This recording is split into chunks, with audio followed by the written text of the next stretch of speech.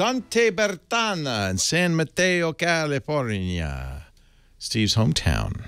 That's where mom was. Is mom still there? Mom's there, and my sister and her family are there. Oh, that's nice.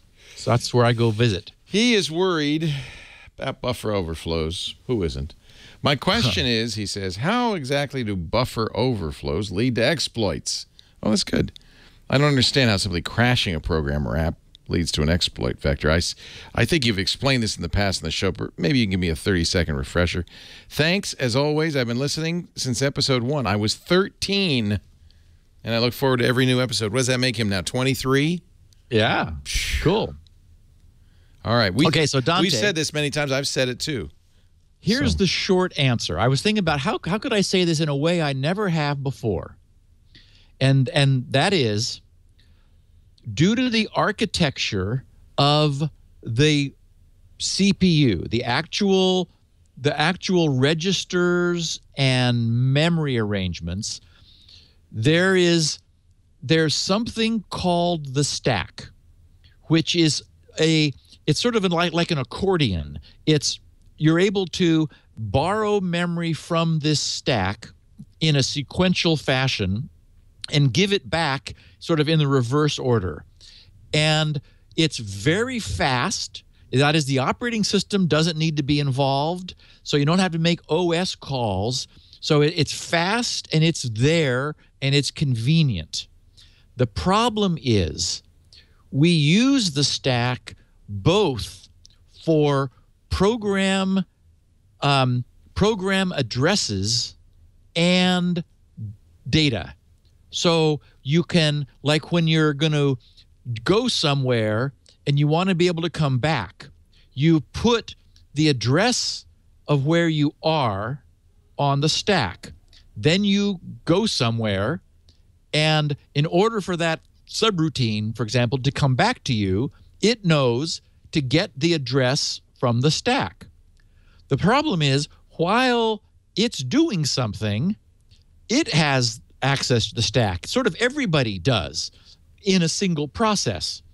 So, or actually on a thread of a process, which now it's getting more complicated. But essentially what this means is, in one place, we are mixing in addresses that we're going to jump to for code and data.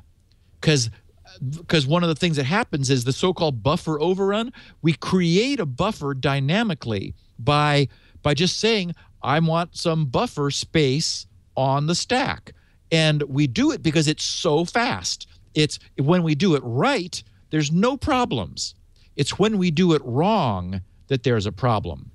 And if the program asks for a certain amount of buffer space, it's sharing that space. Maybe on both sides are pointers to other code that we're going to go back to.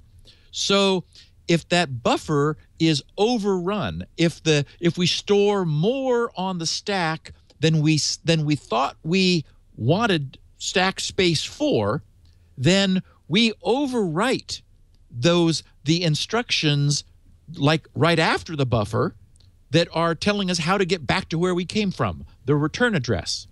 Now, if we overwrite it randomly, then the processor sees an address, and it doesn't know if it's random, it doesn't know there's anything wrong with it. It follows it blindly, and boom, crash. And that's where we start turning this into an exploit. Because once a hacker realizes that they had a way to put too much data in, then they start to look at it closer, and they say, hey, it's this particular data that the processor treated as a jump destination. So if I have some other code somewhere else, or if there's some in the operating system that's not supposed to be executed, but if I can put data there that points to it, then it will get executed. And that's how we escalate from a crash to an exploit that actually does something that the hacker wants. It's a side effect of the underlying architecture that's like fundamental to our computers. It didn't have to be that way. If they'd been designed with security as an absolute paramount aspect, they would have never mixed data and instructions. That's the danger, is we're mixing data and that the user can control and that comes from the outside. And like within the same place, we have jump instructions or addresses that are taken as destinations of jumps right there next to the data. And it's just dangerous. And this is where we went wrong with imperative programming, side effects, memory allocation. If we just stayed with Lisp, none of this would have been a problem. You know, it's those darn engineers that designed the CPU. They thought, hey, yeah, look how convenient this will be. It's like, ooh, yeah, but boy, if we make one little mistake, it overwrites the stack, and then all hell breaks loose. But you see why people are doing garbage collection and stuff. Then, you know, Malik is not your friend. Roy, no. Yeah, unless you're used to it. But see, then you know, that's the thing. You're suckered into it.